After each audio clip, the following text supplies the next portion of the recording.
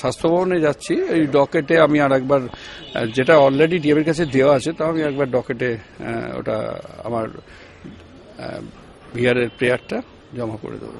আমার অবস্থান একই আছে, কারণ আর তাছাড়া আমার অবস্থান একই থাকবেই। কারণ হচ্ছে যে এই মুহূর্তে আমি কোনো এমন কিছু ফোন কলও পাইনি যেখানে আর কি আমাকে কোনো রকম রিকোয়েস্ট বা কাজে জয়েন করার ব্যাপারে কিছু বলা হয়। এটা আমার মনে হচ্ছে মানে প্ল্যান করেই করা হয়েছে যখন সরকারি তরফ থেকে।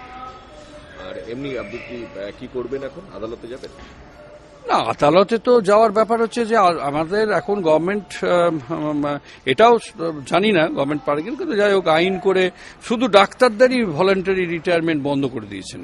তা আমাদের চাকরি 58-তে ছিল এক সময়, তারপরে 60 হয়েছে, 62 হয়েছে, 65 হয়েছে। আমি জানি না মানবিক এর দিক দিয়ে কি এরকম ভাবে দিনের পর দিন একটা লোককে কষ্ট দিয়ে আটকে রাখা যায়।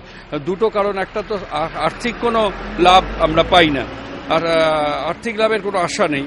কিন্তু তারপরে যেহেতু সরকারি ডিএও বাড়ে না, আর কোনো আমার মাইনেও ফ্রিজ হয়ে গেছে, কিন্তু সম্মানটা যেটা পেতাম সেই জন্যই আমরা ছিলাম। তো সম্মানটাও যখন নেই এখন, যদি না থাকে, তাহলে তো এই চাকরিটা তো চালিয়ে যাওয়া যায় না। একটা রিস্ক তো নিতেই হবে, আদালতে যেতেই হবে পরবর্তীকালে, যদি আমাকে মানে সরকার না ছেড়ে দেয়।